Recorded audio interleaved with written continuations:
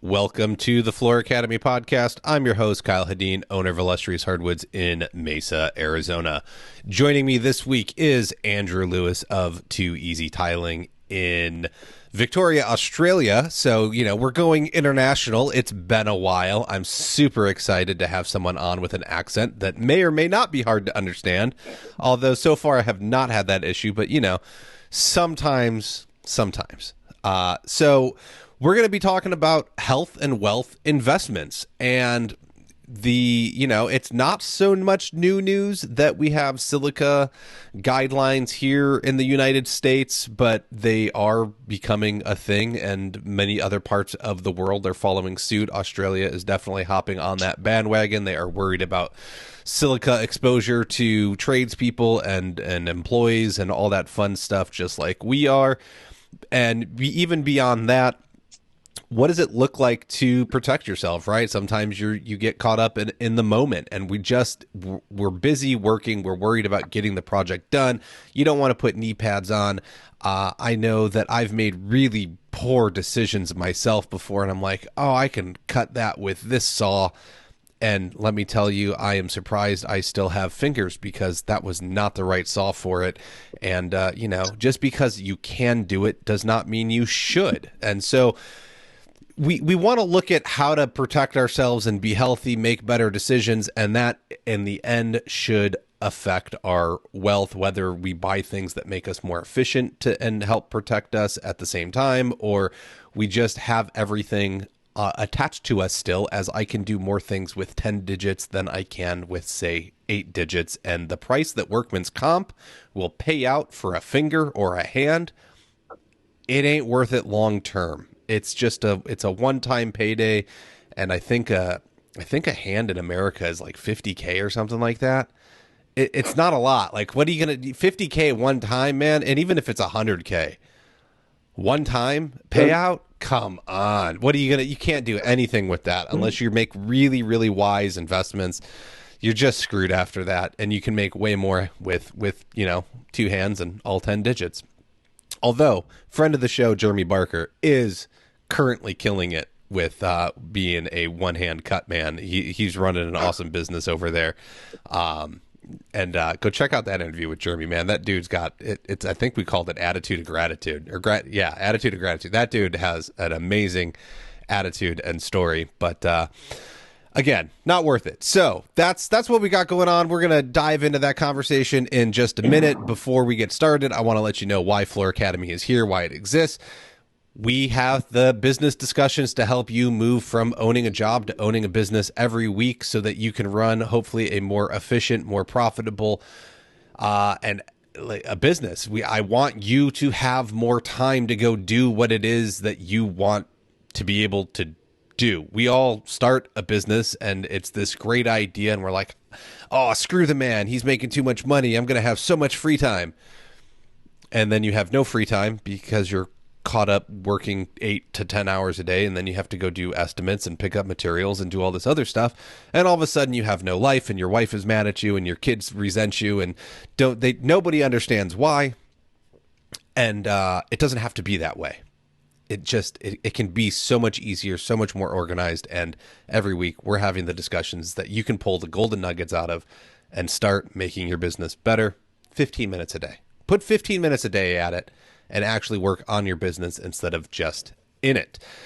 We have some amazing sponsors around here between Johns Manville, the International Surfaces event, IQ. We've got Cronus Software, who just hopped on, and I have a quick word from them. So if you're looking for an easy and affordable way to manage your business, Cronus Flooring Software is your solution. Streamline your workflow for managing leads, inventory, and scheduling installations. It includes every feature needed to support your business at an affordable price. It is extremely user-friendly and easy to navigate. Full integration with QuickBooks makes tracking your profitability as easy as clicking a button. Visit cronusoft.com. That's KRONUSSOFT.com to schedule a demo. I highly encourage you to do it. It is a basic CRM program designed by a flooring retailer because he couldn't find the solution from the companies that were in the space already. So he went out, he found himself a programmer, and they built this thing from the ground up. It is not a company that came in from outside of our industry and said, well, somebody needs to be in the flooring space. It might as well be us. They actually understand the problems that you face as a business. They want you to succeed.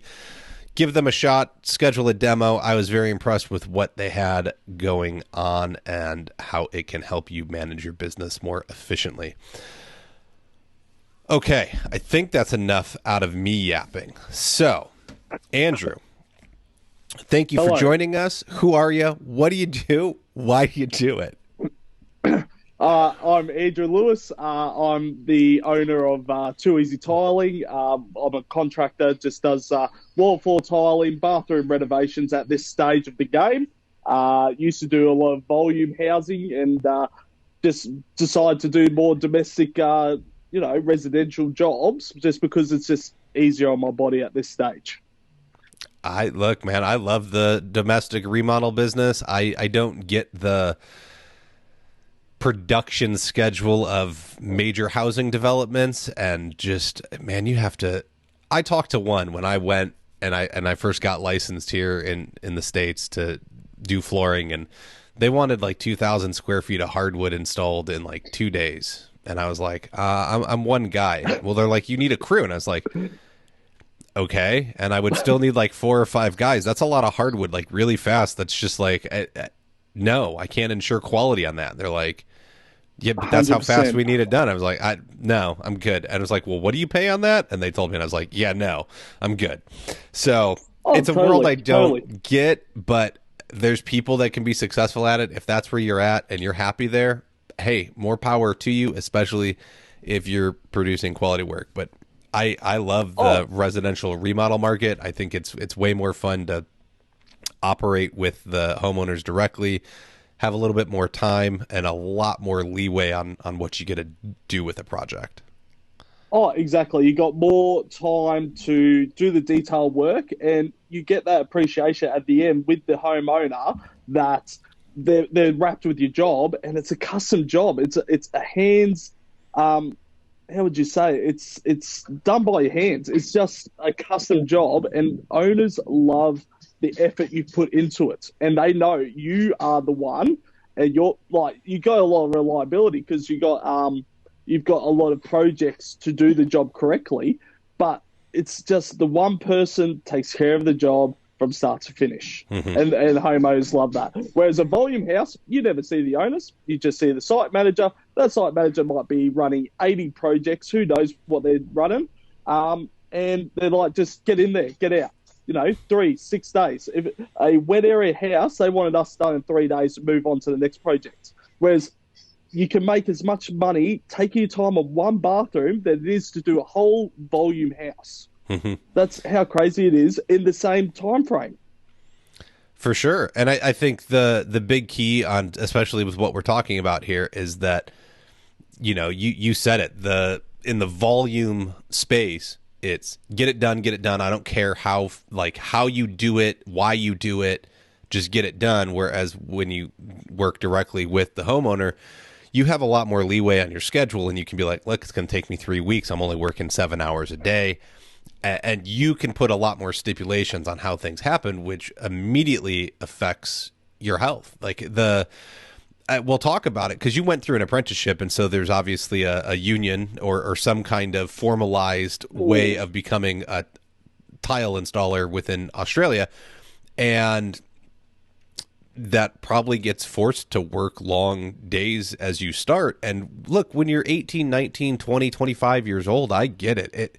Man, I was there. I did that, and it was like 10, 12-hour days, like no big deal. And I wasn't in construction at the time, but I could go and do that many hours, no questions asked.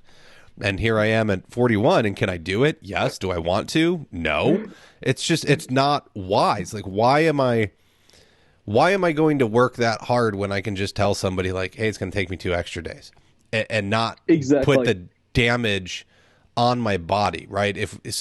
Part of this, if I can take care of my health, the wealth comes from the longevity of my career. And so what I'm interested in is, what was that like union upbringing like, and was there, especially with production work, was it kind of forced long hours and overtime and things like that? Or it's more the health side of it. If we talk about the health side of it, you were a pansy if you wore a mask.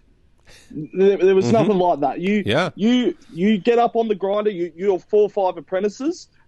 Everyone wants to grind because we're smashing out a volume houses. So we were working with big companies. So there's one grinder on site with 4 guys.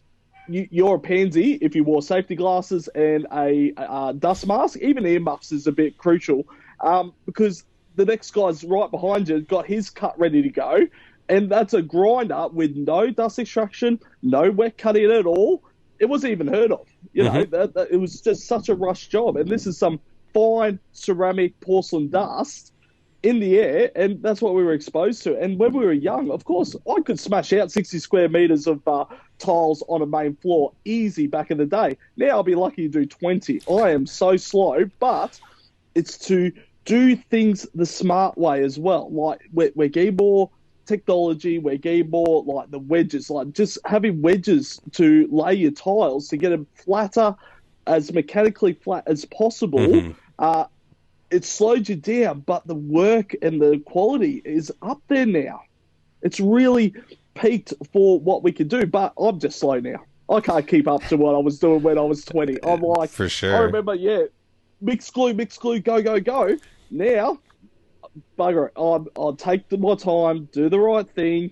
I know everything's got good coverage. It's just that peace of mind. But yeah, it's when you're younger, there was no sort of rules. It's only like in the recent couple of years, rules are coming in and more procedures to make sure you're doing the safe thing on the work site. I haven't been to a volume house for a long, long time. I've been doing more residential in the last maybe 5 to 6 years. I've been doing more residential solely. But those like renovation builders, they're happy to take your time, do the right thing, and go home and sleep well at night. Yeah. That's what they want you to do. They don't want you to do a rush job, do a shit job, and then go home, and then you're stressing about the job if it's going to fail. That's I still can't Sleep figure well that at one night. out. Like, yeah, that's it for me, right? Like, I want to limit my liability as much as possible so I can sleep well, because if I'm not sleeping well, then I'm not going to do anything well. It was interesting that you brought up, like you're a pansy if you don't if you wear a mask, or you put the safety glasses on, or you wear ear protection or something. And that was something I realized. So I didn't get into doing flooring until I was it was 8 years ago. So 32. I was like just about to turn 33 for the most part. And very quickly, probably within the first, I don't know, 6 months, a year, I'd be in like small pantries or closets and trying to take up tack strip from carpet and stuff. And just being in those spaces, using, your pry bar and your hammer to take that stuff out. Like, it's just so loud. And I started coming home and my ears were ringing. I was like, it'll go away. Or, removing tile with the giant demo hammer, and you're vibrating for the next 2 days, even though you're not using it anymore, but still your ears are ringing. And it got to the point where I was like, okay, I know like tinnitus is a bad thing and having constant ringing in your ears is bad, but it went from like, it would go away to there was a constant ringing in my ears. And I was like, oh, like this happened really quick. Like, all right, I'm going to go invest in some earmuffs. And then it went away for the most part after protecting myself for a while. But it was one of those things that I didn't care what anybody else said. At that point, I was like, this is about me and how I feel. 100%. And that's the only thing that matters, is I want to be able to hear in another 10 or 15 years. And I can enjoy what I'm doing more because now it doesn't hurt me physically. I guess it doesn't. I mean, it kind of hurts physically when you like have loud noises in your ears, but it didn't hurt anymore because, and I found a way that I could double up. I went and I bought earphones because I like listening to podcasts and stuff while I work, but they're not noise canceling. They actually work as like earplugs. And so then I Yeah. have those in, and then I put the earmuffs on top, and I don't know if it's doubling up or not, but it does help lower that decibel level a little bit But I more. mean, like, exactly what? How long did it take you just to chuck on earmuffs just to protect yourself? It's three No time at seconds, all. right? Yeah, exactly. 3 seconds, and you have just protected yourself from that long term damage that could happen. Like, imagine you didn't have earmuffs, which I've done this before. I've grabbed the multi tool, I've cut some timber, and that multi tool is squealing its head off with no earmuffs. Oh my god, I'm dead for the next 20 minutes. I'm like, I'm out of Well, it. it's not only that. Yeah. I it hurts my ears to use my tools now without them. Like you get Oh, so yeah, used yep, to it, and then when yep. you use it without having the hearing protection, you're like, oh man, like it's way more uncomfortable.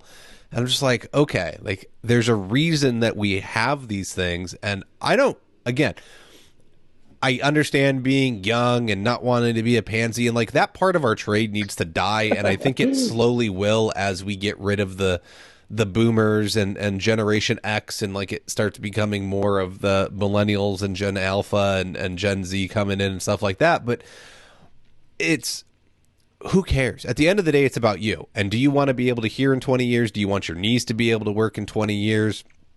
You know, and I get being someone's employee and them getting on you about wanting to be productive, but at the same time, if you wear yourself out, then Oh, you're you not burn yourself valuable at out. all Yeah. to them. And so like there's got to be, and the employers have to grow up and understand and get rid of this mentality they have of like go go go, and we need to find ways to make it safer and more efficient.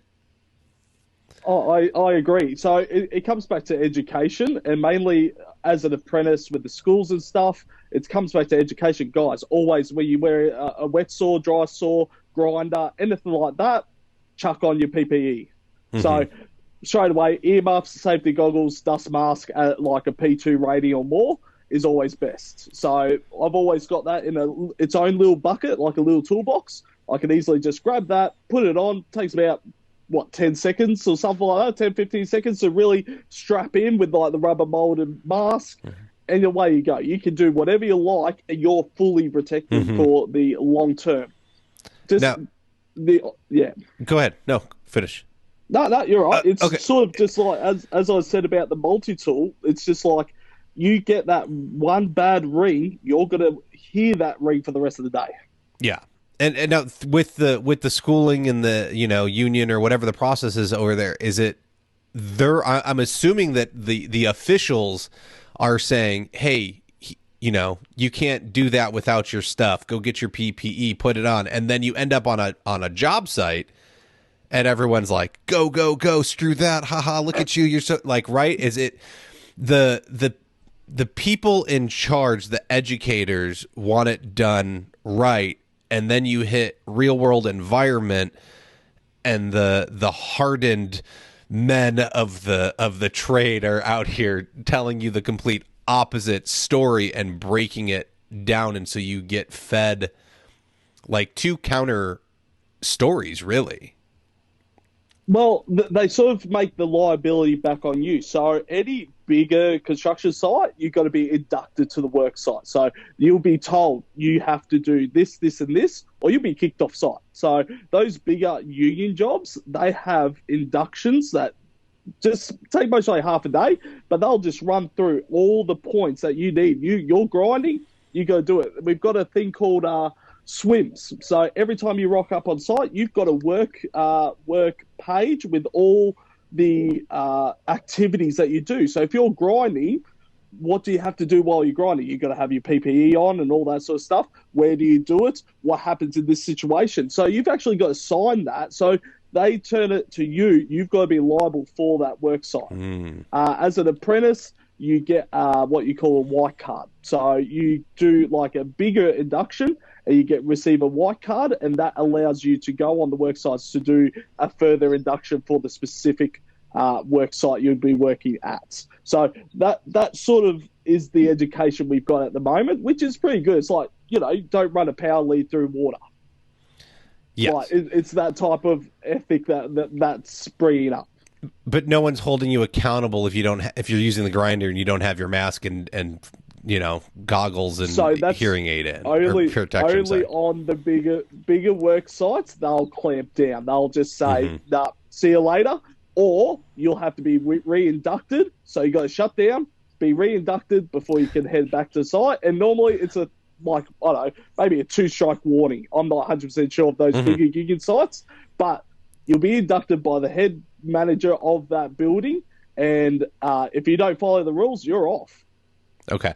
And that sounds pretty similar to here. I know on big commercial job sites, they have to have the safety meeting inspection in the morning, and they got to do like their stretches and things like that. And they'll go over that and you'll sign off. And even with the smaller companies, folks, like if you don't have some kind of documentation that you're making your employees sign saying you've been given, hearing protection, and here's your, safety glasses, and here's some gloves, and here's a mask, and like you give them everything and you make them sign off saying they've not only received it, but they know where to get more and how, and that they know that it's up to them to ensure their safety and do it all right. I get trying to pass the buck because I can't make you wear it. However, I can build a culture where it becomes important. And I think that's what's missing is we'll pass the buck and say, well, you didn't do what I made you sign a paper on, but are you as the boss out in the field still leading by example and showing it? And then when you catch them not doing it, are you stopping them and saying, no, look, you don't get to operate that way. Go get your stuff.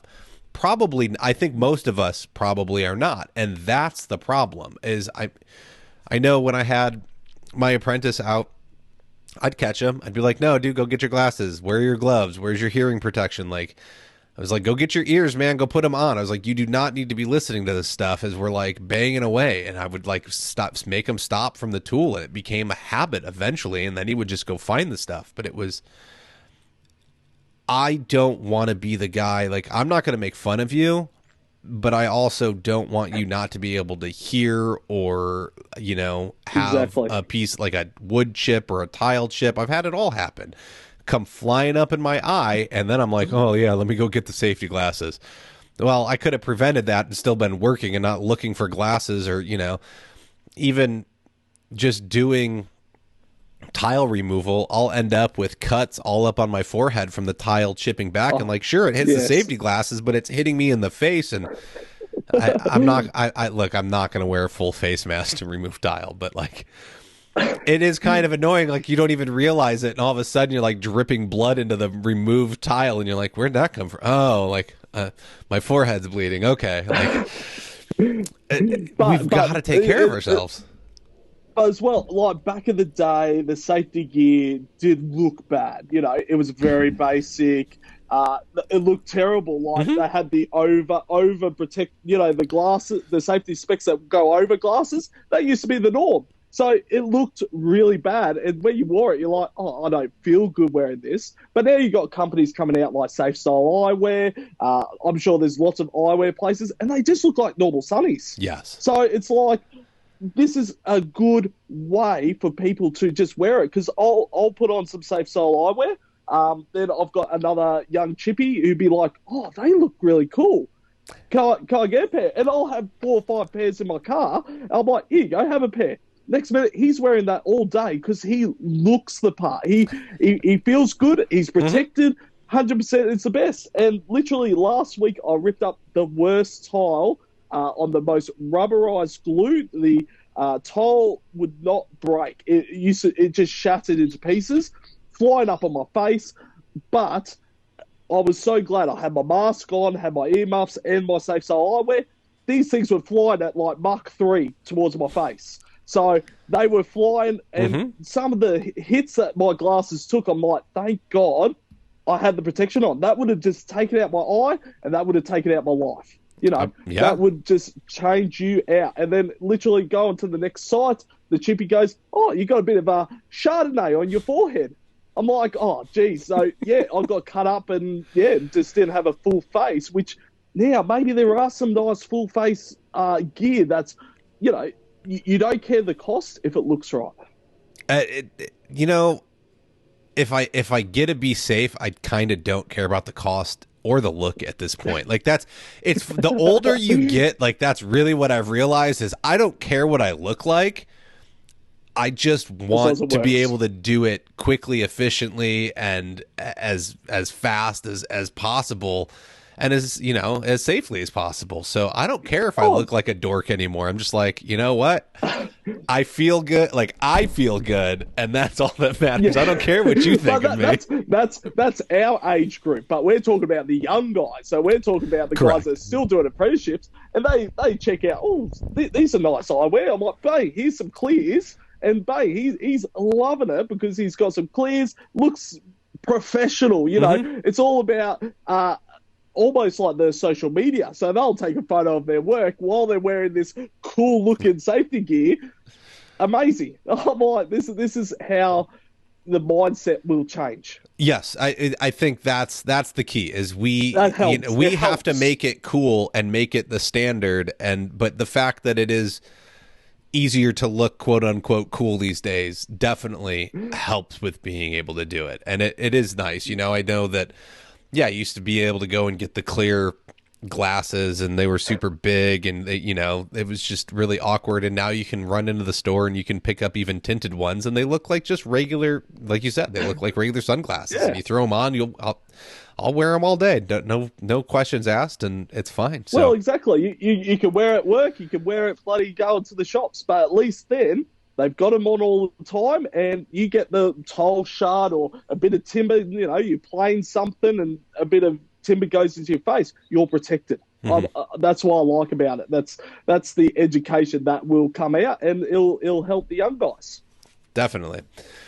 Uh, what about, I mean, we're talking about all of this. And so how has a lot of this stuff, how does it help you personally put like more money in your pocket, right? Not only are we making sure that we have our health long term, but what does that mean to you? Like when you look at it for you to be able to have like wealth on the backside of caring about your health? Well, I can then tell customers, like, as well as the social media side of it, I can show customers what I can provide them. And when they see that I do a video of my jackhammering, they can see I am equipped up. I've got all the safety measures in place, and they can see, okay, he's doing the right thing, so he's going to do the right thing by my house. I'm going to do the right thing to provide them, especially the tools I use. I've got the new IQ dry source. It's just that small detail, and customers love that I have invested in myself, invested in my business. So I'll do the right thing by their job and do the good thing by them. I think that's something that a lot of smaller operations may miss when they're trying to advertise is they'll take it for granted that, hey, I'm selling you a bathroom installation or I'm selling you this hardwood installation.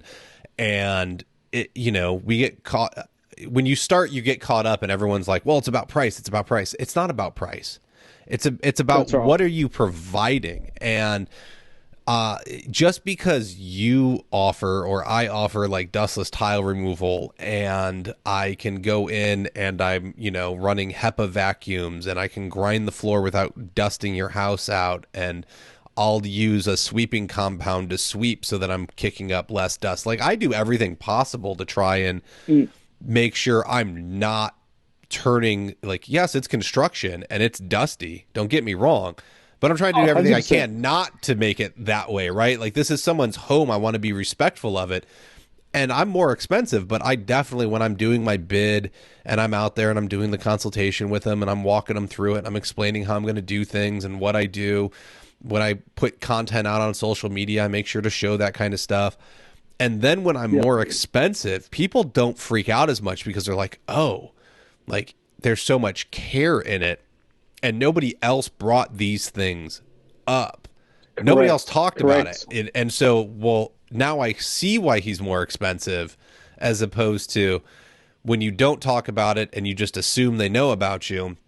I think that's the biggest thing is, yeah, well, then they only ended up with the guys who showed up, measured a couple things, said, hey, it's going to be $3,000. And your bid came back at $5,000. And they're like, well, there's no difference. Well, it's because you forgot to explain where the $2,000 in difference lied. Exactly. They did. You educated the owner what they're going to get. You know, me versus the other bloke. Exactly. That guy might speed run it through. Bang. Here's a quote. You know, he could be silly and be more expensive, but if you're able to educate the owners, this is what I do. This is how I make things safe. It's not just for yourself, but it's also for the homeowner as well. Like, you don't want to kick up a whole heap of dust throughout their house, but it's that education to the owner who doesn't know anything about construction either. Mm-hmm. They're none the wiser, so they get Joe Blow in with no vacuums, come in, and they'll send someone else in to do the job, whereas me, I'll educate them. Look, it's just me. I'm the one doing it. I've got this equipment, and we'll do it in this procedure, and that's how it's going to work. And showing them photos of previous jobs of not just the finished product, but throughout the process as well. Yes. And I think that's a key too, is being able to show progress photos. Everyone always wants to focus on, hey, look at the pretty end result. I can put lipstick on a pig and make it look good. Okay. I can hang tile straight to drywall with no waterproofing and make it look good. Doesn't mean it's actually good. So I love progress photos. I think they're underutilized for sure. I'm gonna interrupt this. I'm gonna interrupt this again, and then we'll get right back into this. So we got a quick word from Johns Manville. Zero entry, curbless, ADA compliant. All these words describe a shower pan that is both luxurious and accessible for every person. GoBoard Point Drain was designed with this in mind.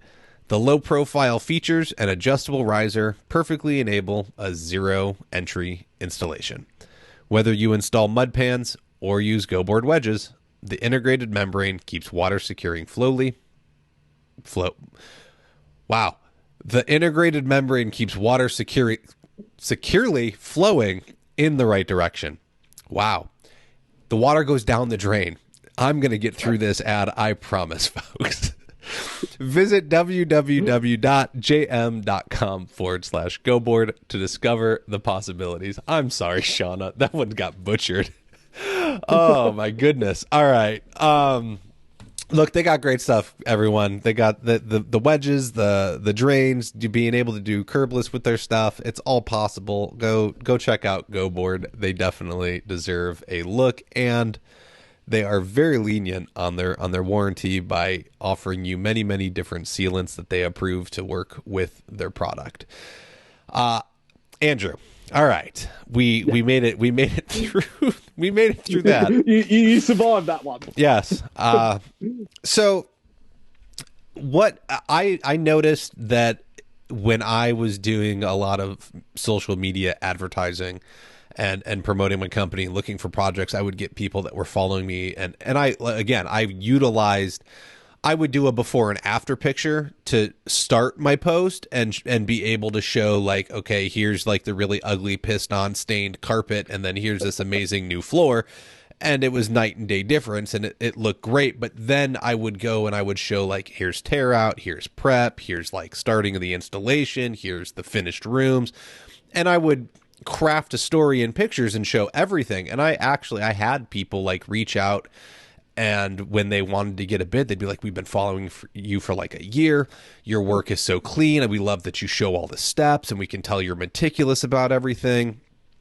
And then again, when I went out and I actually started presenting them with prices, like, those were the people that were just like, yep, cool, don't even care, you're the only one we're bringing out for this.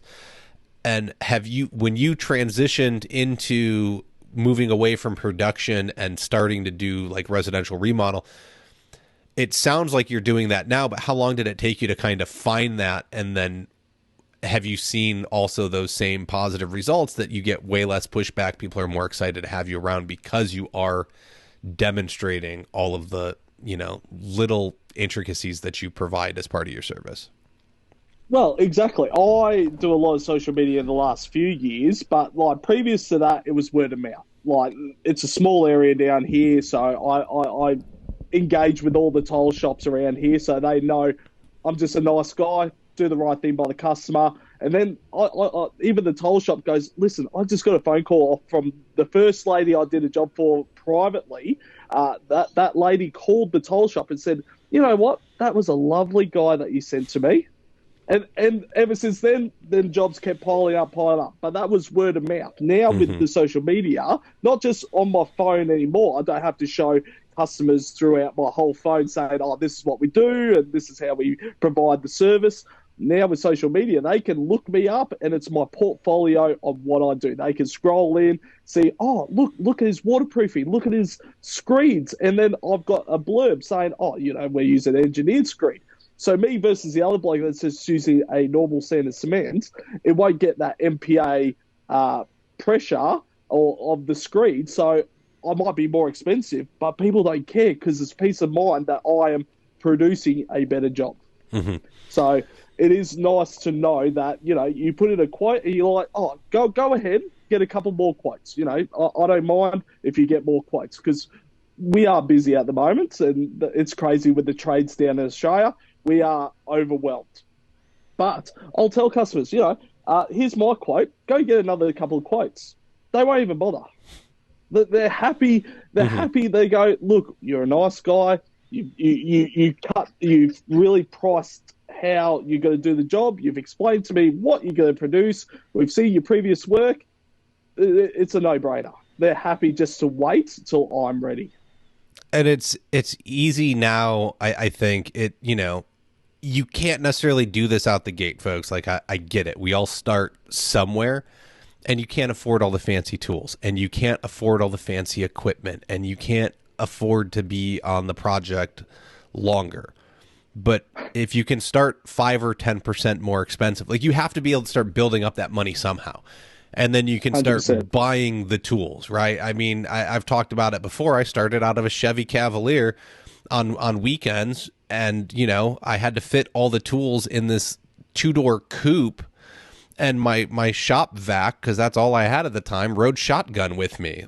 And I would hook the shop vac up to the 7-inch grinder, and did it suck up all the dust? No, it was a little messy. Like we got to start somewhere, and so that's where we were able to start. And then I saved up a little bit more money, and I was able to get a different vacuum, and then I was able to get a dust separator, and then I'm able to buy the like poles that you can put up and attach the plastic to. I forget what they're called, but slowly but surely you start investing in this stuff, and then you're like, well, I just spent like $1,000 or $2,000 on this tool. Like I got to recoup that somehow. So I'm sorry, but my rates just went up 10 cents a square foot, and I'm going to go install 20,000 square feet next year. And that tool's going to pay for itself. And then it'll make me profit the next lifetime of that tool.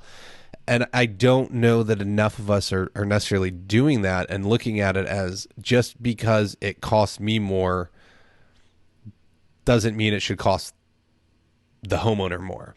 But that's exactly what it means, because you're doing something way different than everybody else. Exactly. But sometimes when you buy this set equipment, like for example, I bought a flex grinder to hook up to my shop vac to cut the concrete to create shower base forms. But that investment has actually saved me more time on the job. It'll last longer throughout the jobs and make me money quicker. So you got to work out, is it an investment that's worthwhile for your business, because you don't have that capacity to do it any other way. Well, so now you're talking about efficiency, right? Which is the complete opposite approach. Like some things make the job look better, protect you, whatever, and you can charge for that stuff. And other times you invest in it because it adds efficiency and you get the project done faster, which makes you more money, because now I can get more done in a day, which means I can get more projects done in a year. And so that tool pays for itself the other way, which I absolutely love as well. It's like, I think I know tons of tile people that are like, well, I just have my one wet saw. And I'm like, why don't you buy like a small cutter?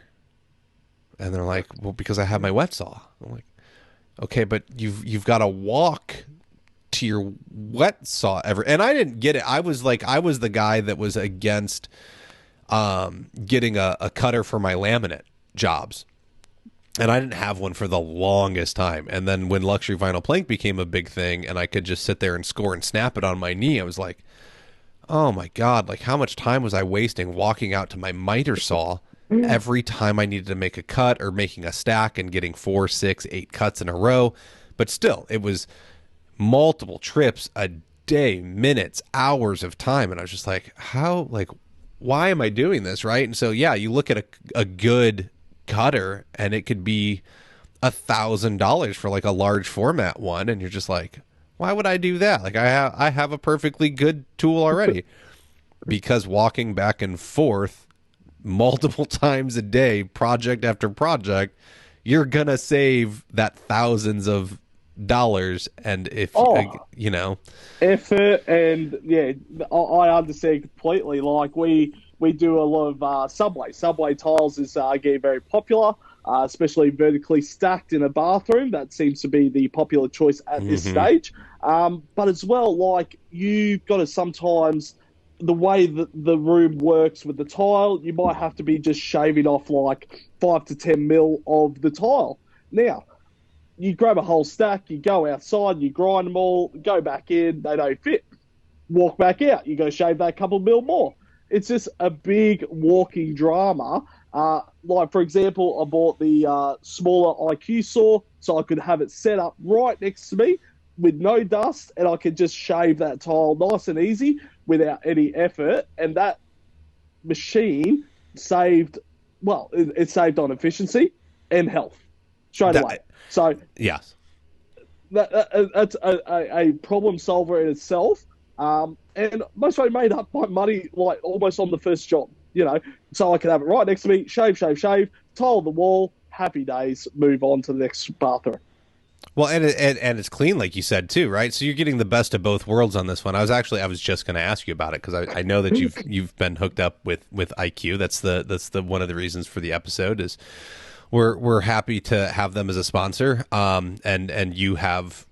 You got a vacuum from them and a saw, or did you buy the saws and you got the vacuum? Right? I bought the saws and okay. So both of them, so the big boy and the small one, and then they sent out the vacuum straight after because they're starting to bring all that products into Australia. So with this shipping and stuff, it's a fair hike.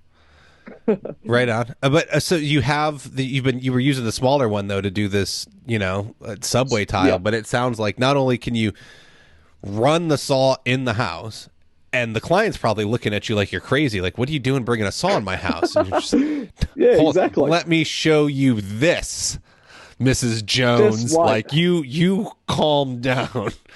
And you start cutting with it. It's not making a mess in their house. And so now you're not breathing the silica dust. You're not leaving it behind for them. You don't have to walk out to the wet saw and then deal with a wet tile that, is now soaking wet and you can't necessarily set right away. 100%. Yes. It sounds like a great thing. Like, I don't know why more people don't do it. It's I love bringing in tools like that. Like my favorite tool that I have that I bring inside is my air sled when I'm moving appliances, and the clients are just like, oh my God, like what is this thing? Like, you lifted my fridge and it floats around. I was like, yeah, you want to push it? You can do it with one finger. They're like, oh my goodness. Like, this is like they think it's the coolest thing in the world. Yeah, but when you buy it, it's like your mind's blown. You change your methods almost overnight. You're like, why didn't I buy this when it first came out? I think I'm not sure myself, but I think IQ's been around for a few years. I got it last financial year, so I've had it for the last, it's only been since July I've had it, and it's just blown my mind. It has absolutely changed my methods and what I can do now. Literally sold the wet saw because of it.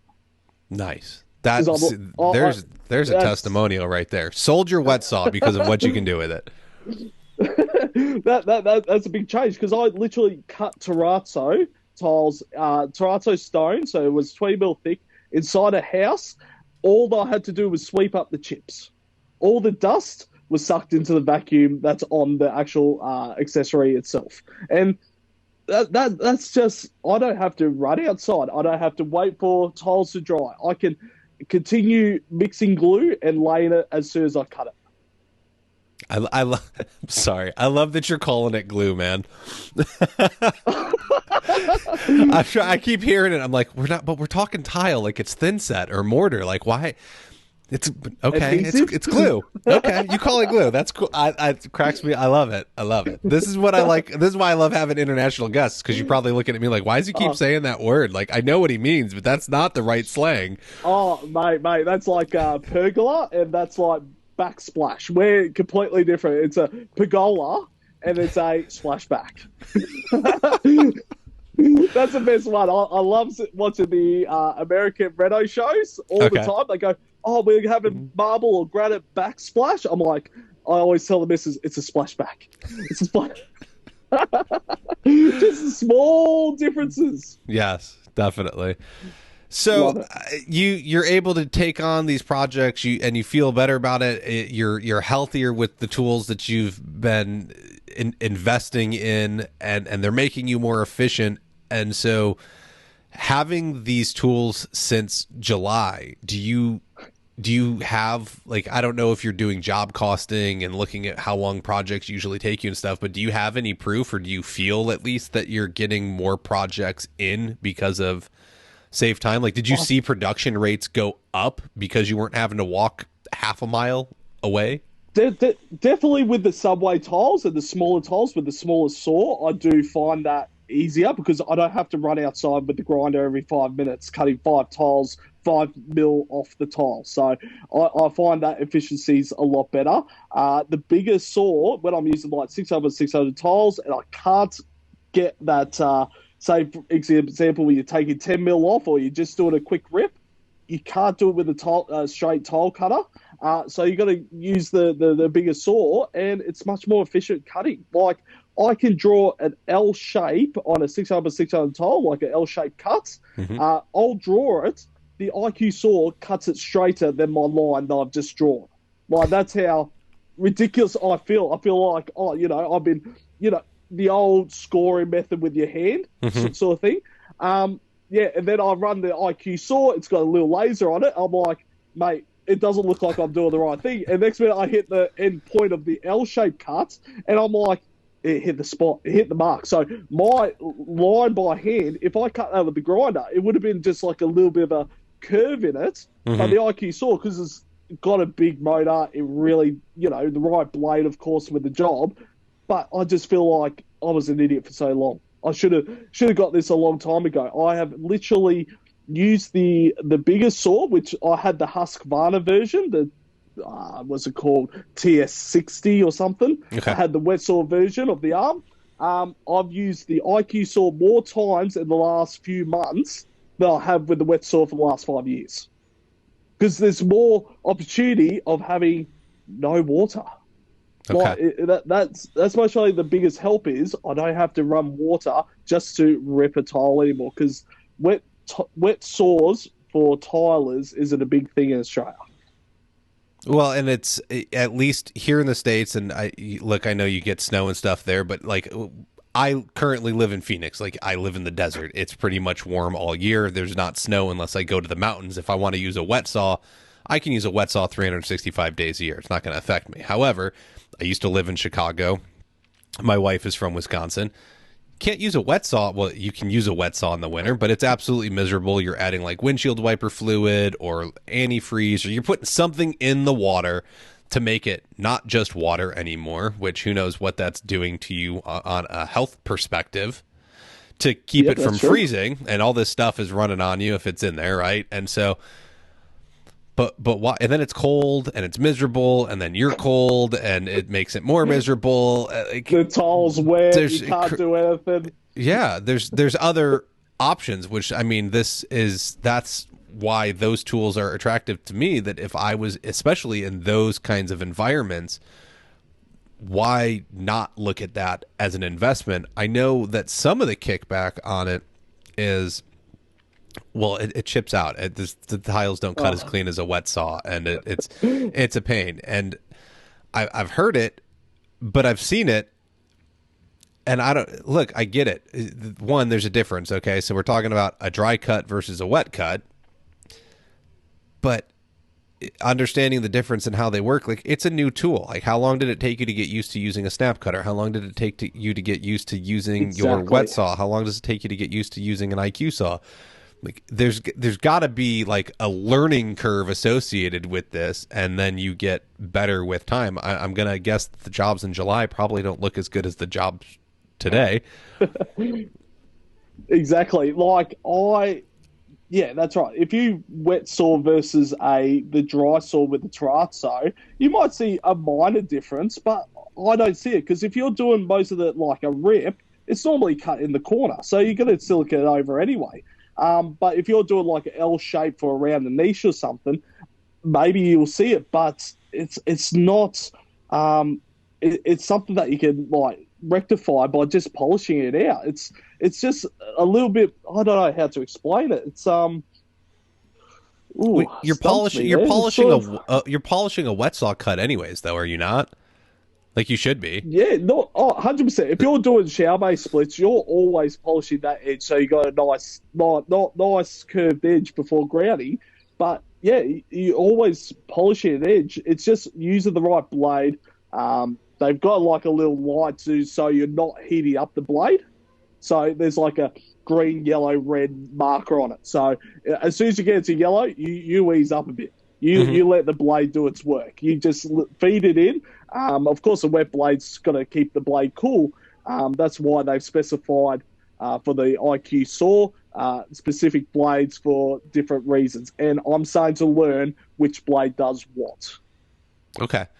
And so, so you have the ability to now cut inside the house. You're saving your time. You're protecting yourself because it's taking that silica out of there, and you can wear the other safety equipment. So all of this Of combined course. again makes Mrs. Jones happy, and then we go and we sell it to her for more, and we get to Yes. put more in our pocket. And then she looks at it and she says, "Wow, nobody's ever treated my house this respectfully." Actually, my mom's going through a remodel right now, and she is so pissed at the contractors in Oh, there. Like no. they came and they like replaced some windows, and they replaced some like sliding doors and stuff, and they left stucco on the outside of the house like all piled up, and they left a bunch of stuff on the inside. They ripped out a bunch of stuff and didn't have any kind of dust containment, so her whole house got dusted out. I was like, you tell them that if they don't hire a cleaning lady to come and fix all of this for you, like you're going to hire one yourself and then send them the bill because they're being super disrespectful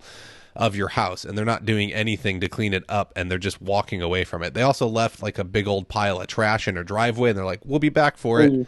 And like 2 or 3 days later, it finally got taken care of. And I'm just like, okay, like I get it. Just go tell the main contractor person you're dealing with this and make it happen. And I haven't heard stories back yet as to like how receptive they are, but I'm pretty sure that contractor hates me at this point. But you see what your mum's done. She's telling everyone he's a dirty contractor. I'd Yes. rather be called the clean contractor. I'd rather be the one that goes, oh, use Andrew too Ezy Tiling because he'll clean up after himself. He'll take the rubbish with him. He'll tidy up at the end of the day. Like pile everything up, be clean, be mindful of the people. I've got a Dyson in the car just to vacuum up the carpet. Like just those small things gives you a good name. It's a really easy thing to do to be called the clean tradesman. It's easy. I don't it Exactly. doesn't make sense to me why the bar is so low and so easy to step over when it should be the other way around. We should all be competing for like who can be the cleanest contractor, not who can be the Oh, dirtiest. It but doesn't make sense. but that yeah, it just relates to how your mum spoke to about those contractors saying, "Oh, they were dirty, they've left a mess." She'll tell everyone. Yes. She'll tell everyone about him. Versus the clean tradesman, it'll be only by recommendation. They'll say he's a clean tiler or he's a clean worker and stuff like that. Only through someone else wanting a job, they'll say, "Oh, use this guy because he's clean." They're not going to go and bag them to no one that wants a job. They're going to tell a person that's after their bathroom redone, oh, I know this guy, he's clean. They're not going to go and say, oh, this guy's dirty, use him, Yeah. You've got to win jobs just by being clean. And when you do, again, when those referrals generally aren't going to be price based. When they start hearing those kinds of things about you, it's not going to be price based. You can come in higher on those things, and it's not. I don't know what it is in that, I got to go with the going rate. No, you don't. Like, why do you think you have to go with the going rate? Your rate is your rate. And here's the best part, and you have to realize this as a business owner. If you present a client with a $10,000 contract and somebody else presents a client, that same client, right? They're going to give them the proposal and it's for $1,000. Are you ripping them off? I don't think so. That's right. You presented that for X value, you will do the job for X amount of dollars, and the other person did the same thing. You're not over there with a gun to their head. If they decide to go with you for 10 grand, that was their choice, right? And so if you can go present $10,000 worth of value, you're not ripping anybody off. That's fair.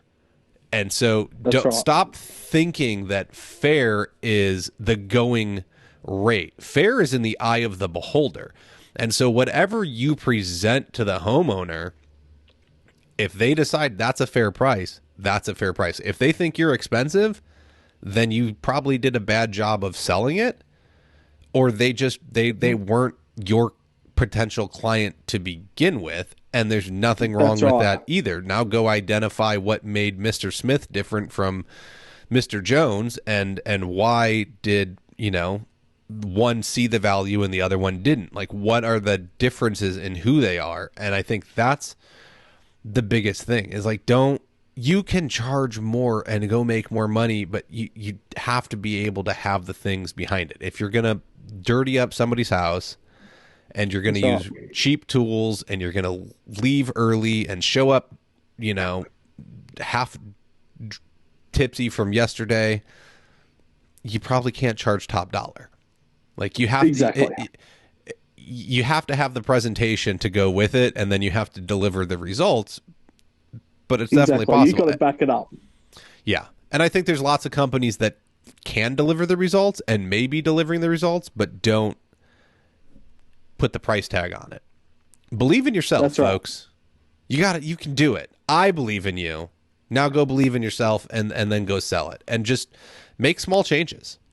It doesn't happen overnight. I'm sure as you left the production world and moved into doing domestic stuff, that's a big change. And it probably took you a minute to figure out how to bid projects.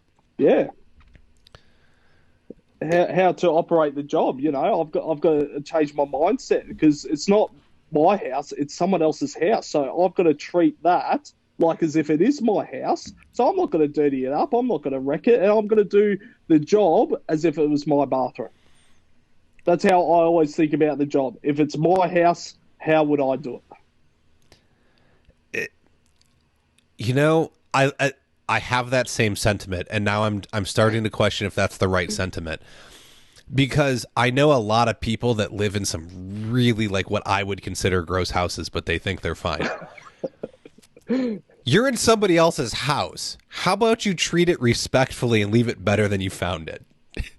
Ooh, maybe let's phrase it that way. Because again, I appreciate the sentiment. I know what you're saying, but we're in somebody else's house, and I think that's what I've always found is, like, I know that somebody's opening their door and letting me in, and I have to go and be respectful of that, and I want to leave it better than I found it. Not just through the work that I'm doing, but in other areas, right? Like, I know that dust is going to get other places. It doesn't take me very long to go get, like, a damp rag and wipe down a shelf or something really quick, or to just be aware of things around me and know that, like, yes, I'm walking through this area and I track some dirt through, and although my project is in the back, like, I'm going to sweep the entire hallway, pathway, go through the kitchen. Like, if I'm sweeping, I might as well hey, you didn't even work in here. What do you do?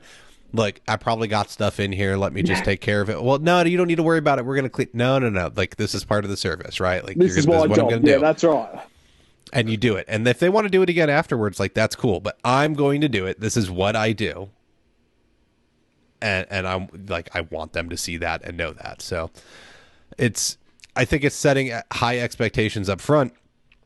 And then, I think they notice all of this stuff. They see you taking care of yourself and respecting yourself. And then they see you presenting the value in what you're doing in the house. And at the end of the day, if you can put a little more money in your pocket and sell a little bit higher and your body lasts you longer, I think that's all going to get you that wealth part of it.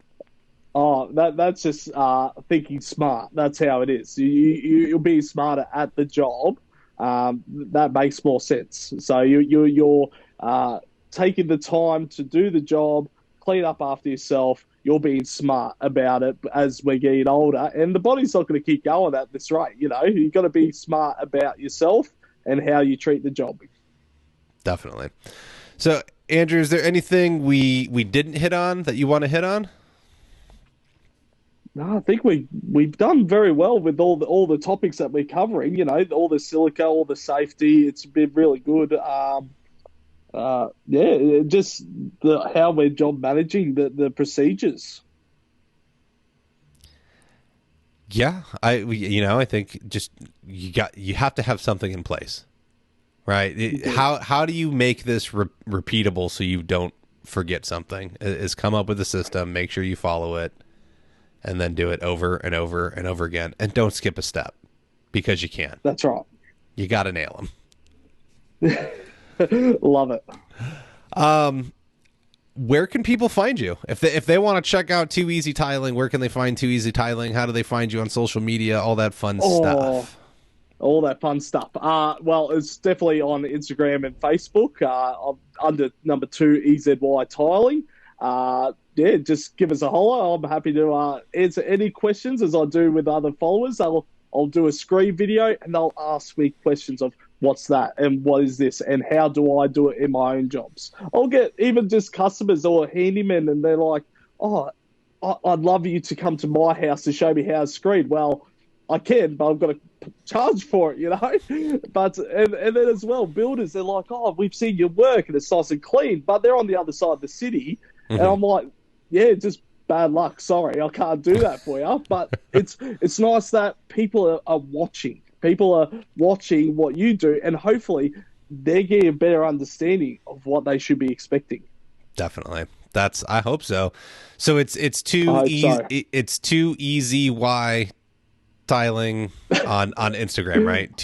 On Instagram, that's right. To the letter E, then the letter Z, and the letter Y. Like don't spell it out. It's all, and that's why you heard Z in there, folks. Like if you didn't catch it, we're doing letters for easy, EZY.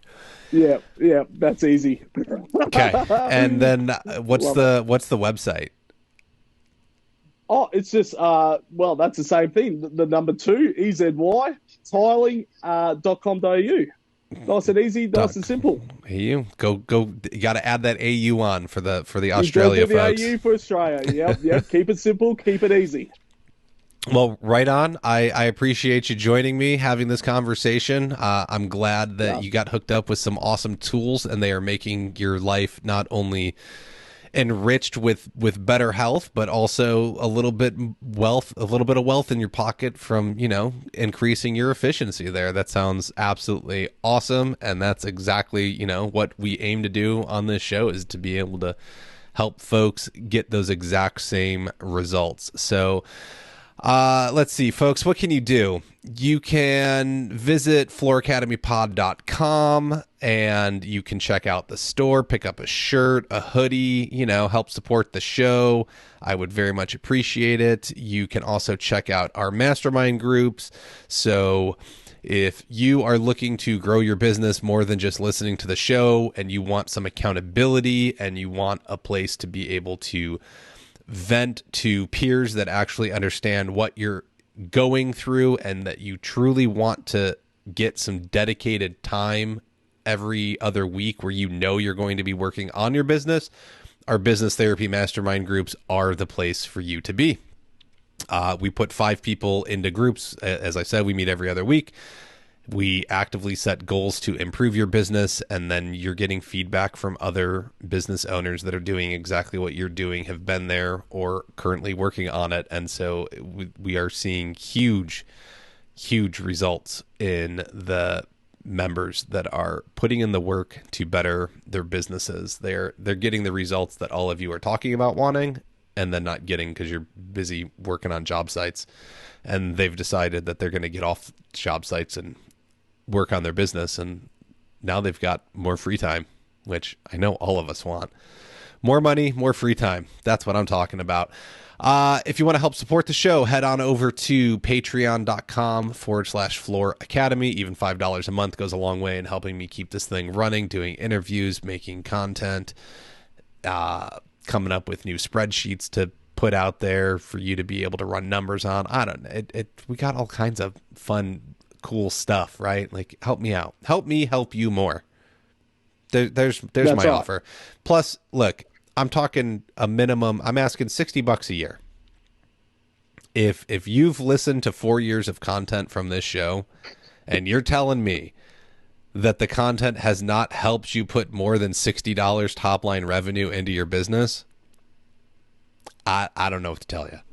Something is wrong there, and it's not me. And I'm definitely going to put the blame on you here. So, but definitely with the Floor Academy, there's a wealth of information with all the episodes. Look, I've listened to it the last couple of months, and found it just changes your mindset. I love it. Excellent. Look, perfect review. Like, Andrew didn't even know I existed until we got hooked up through IQ, and he was like, all right, I'll check out a couple of episodes. So there you go. That's like, he's not doing anything other than like he got thrown under the bus to come on and do an interview out of nowhere. And he was like, oh, this is pretty good stuff. So, yeah, it's changed my mindset. That's for sure. That's awesome. So we got a couple of quick words here, and then we'll hit the hay here for a week and come back. Listeners, oh my goodness, I'm going to get one of these right. Listeners, it's nearing show season again, and I want to remind you that the International Surface event is returning to Las Vegas January 24th through 26th. So mark your calendars now, because otherwise I know you're not signing up and you're not going, and you're going to tell me you are, and you're thinking about it, but you haven't booked your ticket. And put it in the calendar now, block out the dates, get the hotel room, buy the plane ticket, come to Vegas. It's going to totally be worth it, because you, right now, go to registration, and then it's going to ask you for the code, and you're going to put in Kyle, Kyle. You're going to get your exhibition pass for free. That's going to save you the money on the exhibition pass. You're going to go through a screen or two during the registration process.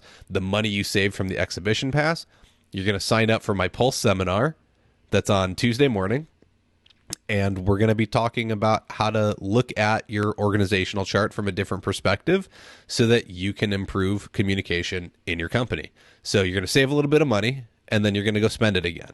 But you're going to get more out of Tice because you were able to put the money somewhere else. So put it on your calendar, and then go to my Pulse seminar Tuesday morning. What do we got? So and use code Kyle. So whether you're an installer, retailer, distributor, or serve in another capacity within our industry, attending Tice is a solid resource to expand your knowledge and networking base. You can also learn about the newest and industry-leading products coming to market. Stay up to date with the International Surfaces event page on Facebook or online at intlsurfaceevent.com. You know the grind, the dust, the rain, the cold. We do too. We're IQ Power Tools, born from the sweat and grit of two masons who knew there had to be a better way. We're not just making tools, we're elevating the whole damn game. From our hands to yours, our story is your story. So let's cut the dust, not the ambition. Can't wait to meet you where it all happens, the job site. For more information on IQ Power Tools and their products, check out the link in the show notes. All right, folks, that's going to do it for us. Make sure you do go check out the show notes. Click on the links. All of my partners are tracking stuff. It's one way. Look, if you don't want to go on Patreon, go click the links in the show notes. Go check out the partners. Go around their pages. Do all that kind of stuff. It helps me keep them around and on board. And so I very much appreciate that. Like, subscribe, go, download a couple of episodes and listen to them. Leave a review. That helps and does all the good stuff. You're my marketing team, and I need more marketing because I can't afford it yet. So you are the best I've got. Please help me word of mouth. Tell the guy in line next to you at the supply shop tomorrow morning that he should be listening to and improving his business, getting more free time, and making more money. Andrew, thank you again. Very much appreciate you taking time out of your morning because of the time difference and not working on a shower and spending it with me talking about your business and how you're able to make a difference and be more efficient. No, thank you very much. That was very exciting. Hopefully, we've covered all the topics that we were discussing, and no, it's been very fun to do this podcast. It's exciting. Excellent. Awesome. We will catch you next week, folks.